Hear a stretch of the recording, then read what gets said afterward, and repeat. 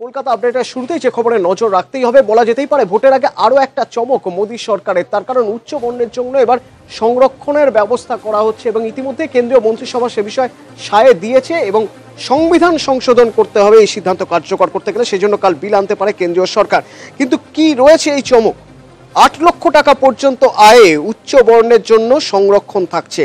শিক্ষা ও চাকরিতে মিলবে 10% সংরক্ষণ। ইতিমধ্যে যা অনুমোদন করেছে কেন্দ্রীয় মন্ত্রিসভা এবং সংবিধান সংশোধন করতে গেলে কাল বিল আনতে পারে কেন্দ্রীয় সরকার। আর এই পিছিয়ে থাকা উচ্চ বর্ণের জন্য সংরক্ষণ নিয়ে বিজেপির বিরুদ্ধে এবার সরব বিরোধীরা। ভোটের কথা ভেবে মোদীর সংরক্ষণ তাস, আক্রমণ বিরোধীদের। They have to come before Parliament. Already the Supreme Court has put a cap on reservation. Supreme Court said reservation should not go beyond 50%. That order needs to be corrected. When they decide in favor of certain communities, there should be proper discussion in the Parliament. बड़ी देर कर दी मेहरमा आते आते, और ये भी चुनाव के वक्त में, जिसका कोई लॉजिस्टिक समझ में आता नहीं है। आप देखो कितना ही शीर्षासन कर लें, कितने ही जुमले गढ़ लें, अब मोदी जी को कोई भी आसन जो है पदच्युत होने से नहीं बचा सकता है। आर्थिक स्थिति सुधारने के लिए आरक्षण नहीं है। आर्थिक स्थिति से अगर उसको ठीक करना था तो नरेंद्र मोदी जी को बोलते ना, भाई 15-15 लाख रुपए हर एक के खाते में डाल दीजिए, हर देश के हर लोगों को मिल जाता और 2 करोड़ नौजवानों को रोजगार दे देते। সংসদের খবরে নজর রাখা যাক, কারণ আরো একবার সংসদে বাকযুদ্ধ নির্মলা সীতারামন এবং রাহুল গান্ধী। রাহুল গান্ধীর টুইট চ্যালেঞ্জের প্রতিক্রিয়ায় সংসদে আজ পেশ করেছিলেন নির্মলা সীতারামন হেলকে বরাদ্দ দেওয়া সংক্রান্ত যাবতীয় তথ্য। কিন্তু রাহুল গান্ধীর দাবি এই সব তথ্য নথি মিথ্যে। গত সপ্তাহে লোকসভায় প্রতিরক্ষা মন্ত্রী দাবি করেন হেলকে 1 লক্ষ কোটি টাকার কাজের বরাদ দেওয়া হয়েছে। এর সত্যতা নিয়ে প্রশ্ন তুলেই রবিবার আসরে নামেন রাহুল গান্ধী। টুইটারে দাবি করেন নির্মলা সীতারামন অসত্য বলেছেন, পারলে লোকসভায় তথ্য দিয়ে প্রমাণ করুন, না হলে পদত্যাগ করুন। রাহুলের চ্যালেঞ্জের জবাব দিতে সোমবার সংসদে তথ্য পেশ করেন নির্মলা সীতারামন। দাবি করেন তিনি যা বলেছিলেন ঠিকই বলেছিলেন। I have received confirmation from the HAL that during 2014-18, contracts amounting to 26,570.80 crores of rupees have already been signed. Doubts raised in this regard are incorrect and misleading. Probably the Congress party is not giving him enough briefing on the matter, so that he understands when facts are given. If Congress party is unable to tutor him, I don't mind arranging for a tutorial. But please get yourself tutored. Get the fundamental facts, haven't I? Rahul গান্ধীর অবশ্য দাবি এদিনও মিথ্যে বলেছেন প্রতিরক্ষা মন্ত্রী, কারণ পাইপলাইনে যে বরাতের কথা বলা হচ্ছে তার অনেকগুলি টেকনিক্যাল কমিটির বিচার্য। সেগুলিকে কিভাবে বরাত বলছে মোদী সরকার?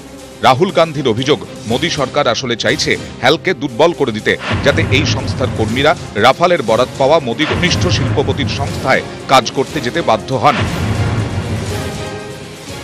With a strong HAL, you simply cannot give that contract to anybody else. So you have to undermine HAL, which is what the government is doing. They're saying HAL can't build anything. সম্প্রতি জানা গেছে হেলের মতো গুরুত্বপূর্ণ সংস্থা আর্থিক সংকটে ধুঁকছে। পরিস্থিতি এমন পর্যায়ে পৌঁছেছে যে কর্মীদের বেতন দিতেও বাইরে থেকে টাকা ধার করতে হচ্ছে, যা হেলের ইতিহাসে নজিরবিহীন।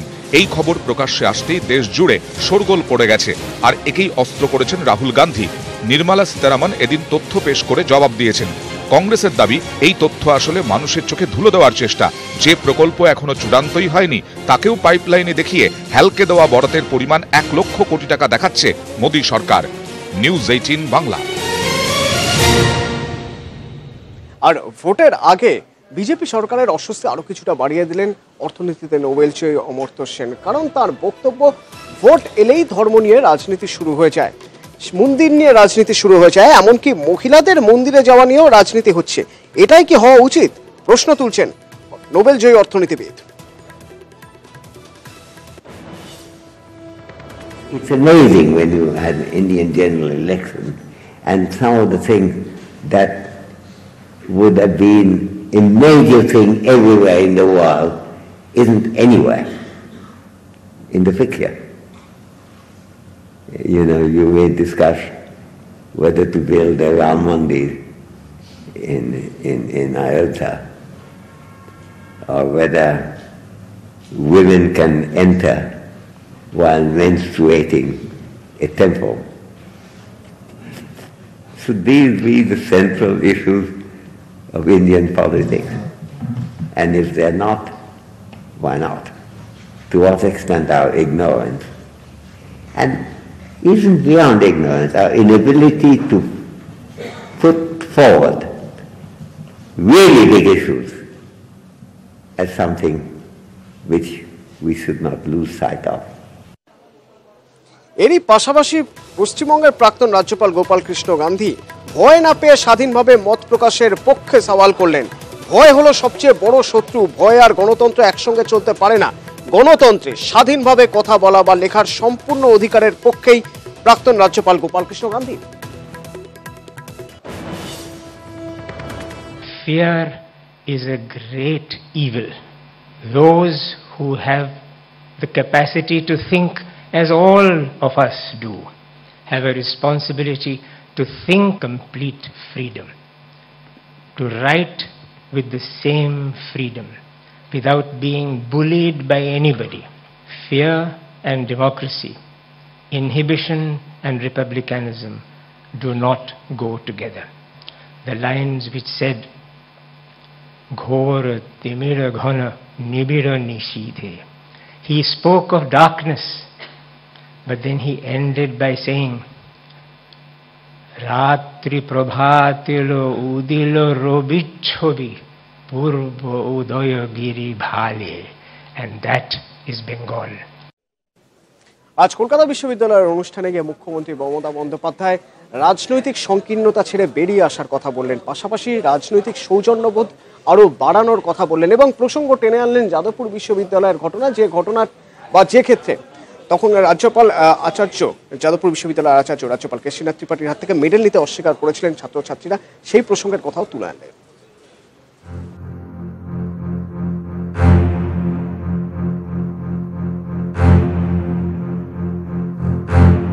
24 ডিসেম্বর 2014 রাজ্যপালের হাত থেকে মেডেল নিতে অস্বীকার পড়ুয়ার।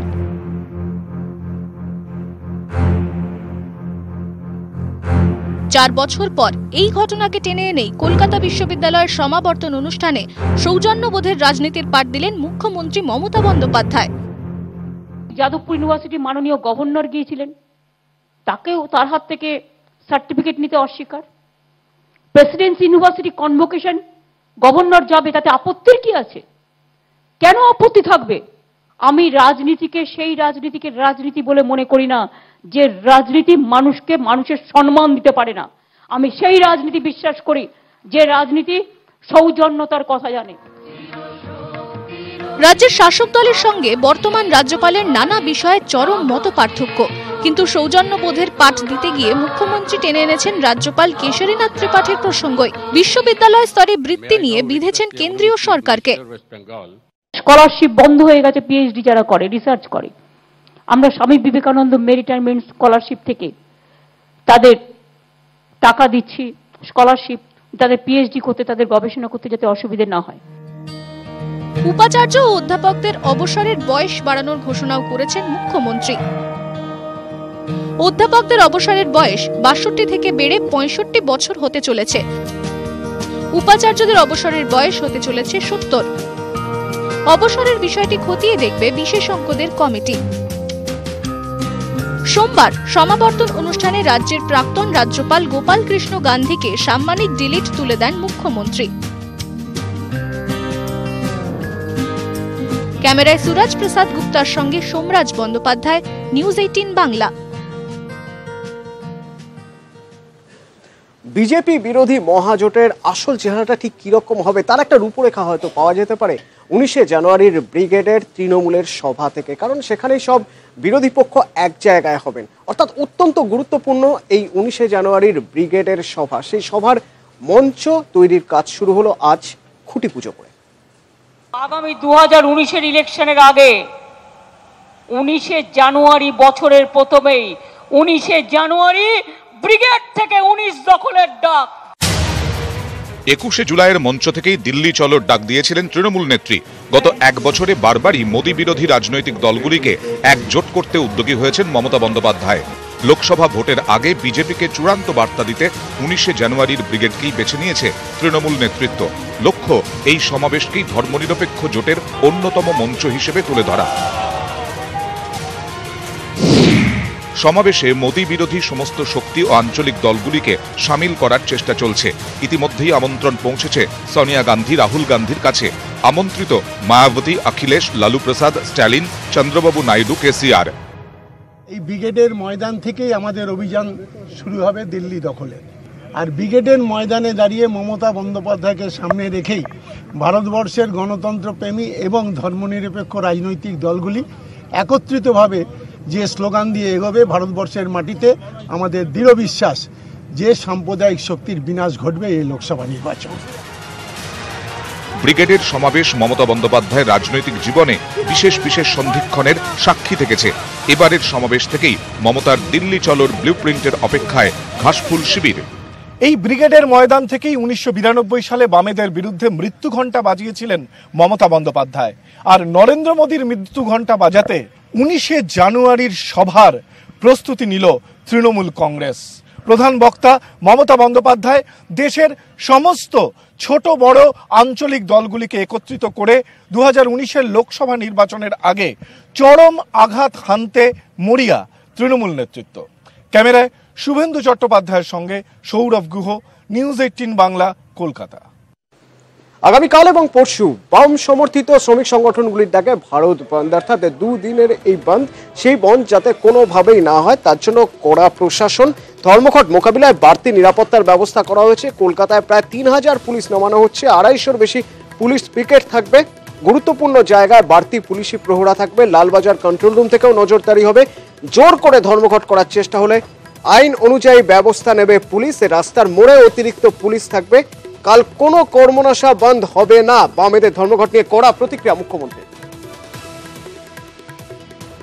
বালিগঞ্জ পার্কের অভিজাত পরিবারের বিরুদ্ধে অভিযোগ উঠেছিল ওয়াইফ সোয়াপিং, অর্থাৎ স্ত্রী অদল বদলের। সেই অভিযোগই করেছিলেন মহিলা করেয়া থানায়, এবং সেই অভিযোগের তদন্ত করতে গিয়ে একটি ফোনের কথোপকথন, সেই কথোপকথনের রেকর্ডিংয়ে স্পষ্ট হলো যে স্ত্রী অদল বদলের ঘটনা ঘটত, তার চাঞ্চল্যকর প্রমাণ পেল police.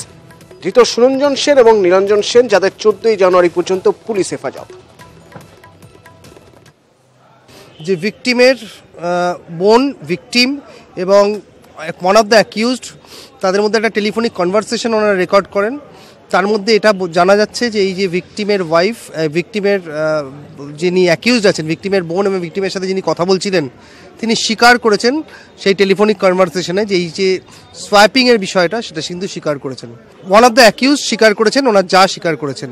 Supportive medical documents police collect করেছেন, তদন্তের সাথে আমরা বাকিটা বলতে পারছি না। তাতে কিন্তু প্রাইমা ফেসি এই ধরনের অফেন্স সেটা এস্টাবলিশড হয়েছে।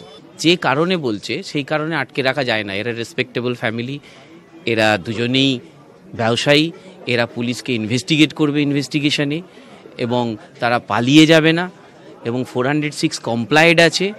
আর বাকি সেকশনের যে অ্যালিগেশন, সেই অ্যালিগেশনে পুলিশ কাস্টাডি বা জেলে রাখা যায় না, তাই আমরা বেল চেয়েছি। মা উড়ালপুল যেসব বাইক সওয়ারিরা ব্যবহার করছেন তারা যথেষ্ট সমস্যায় পড়েন মাঞ্জা সুতোর জন্য। নানা সময় দুর্ঘটনা ঘটে, কিন্তু এই মাঞ্জা সুতো আসছে কি করে? আদালতের নিষেধাজ্ঞাকে উড়িয়ে দেদার বিক্রি হচ্ছে মাঞ্জা সুতো। তাহলে যারা মা উড়ালপুল ব্যবহার করছেন তাদের নিরাপত্তার দায়িত্ব কিভাবে নেওয়া যাবে? অর্থাৎ এবার প্রশ্নটা এরকম হচ্ছে যে মাঞ্জা সুতো যেভাবেই বিক্রি হোক না কেন, সেই মাঞ্জা সুতো দিয়ে ঘুড়ি যেভাবেই কেউ ওড়াক না কেন, মা উড়ালপুলকে সুরক্ষিত করতে হবে। তাই জাল লাগানোর ব্যবস্থা করা হচ্ছে।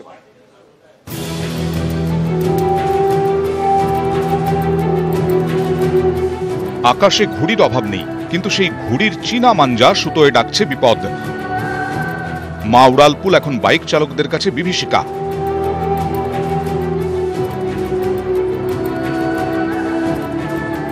হেলমেট পরেও রেহাই নেই, একের পর এক দুর্ঘটনা।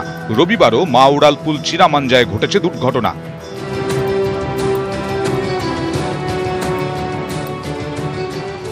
ঠিক মায়ের কানেক্টার থেকে 100 মিটার আমি জাস্ট ক্রস করেছি। যখন আমি রিয়েলাইজ করলাম যে আমার ঘড়ির সুতোটা আমার সামনে মুখের আশপাশের জায়গায় চলে এসেছে অলরেডি, তখন আমি সাডেন ব্রেকও মারতে পারিনি, কেননা ইনফ্যাক্ট আমার পেছনে অনেক ভেহিকলস ছিল। মা ব্রিজে প্রতি পদে পদে ভয় দেখাচ্ছে এইরকমভাবে পড়ে থাকা সুতো। বিভিন্ন জায়গায় ঘুরলেই মা ব্রিজে মিলছে এই সুতোগুলো। কিভাবে উড়ালপুলে আসছে প্রাণঘাতী এই সুতো? মা উড়ালপুলের আশপাশের এলাকায় দেদারে ঘুড়ি উঠছে, সে ঘুড়ির সুতোই বাড়াচ্ছে বিপদ। ওই ঘুড়ির সুতো কেটে আমার গলায় জড়ে যায়, আমি যথারীতি গাড়ি নিয়ে পড়ে যাই, আমার হাত পায়ে অনেক চোট আসে, আমার গাড়িও ভেঙে যায়। ইতিমধ্যেই কলকাতা পুলিশ মা উড়ালপুল সংলগ্ন থানা এলাকাগুলিতে শুরু করেছে প্রচার। সুতোর দাপট কমাতে উড়ালপুলের দুপাশে জাল টাঙানোর পরিকল্পনাও করা হচ্ছে। মা সেতুর ওপরে যদি কোনোভাবে এই সুতোগুলোকে আটকানোর জন্য নেট বা কিছু করা যাবে কিনা সেই ব্যাপারে বিভিন্ন স্তরে একটা আলোচনার প্রক্রিয়া চলছে। আমরা চেষ্টা করছি সাধারণ মানুষ ওখানে যারা আছেন, বিশেষ করে বিভিন্ন ক্লাব ইত্যাদি, তার সঙ্গে পুলিশ সরাসরি কথা বলে মানুষকেও সচেতন করার একটা চেষ্টা চলছে। যতদিন না চীনামাঞ্জার এই দাপট কমছে ততদিন প্রাণ হাতেই যাতায়াত। ক্যামেরায় বালাসুন্দর রাও ও সমীরণ বিশ্বাসের সঙ্গে সুশোভন ভট্টাচার্য, সৌজন মণ্ডল, নিউজ 18 বাংলা।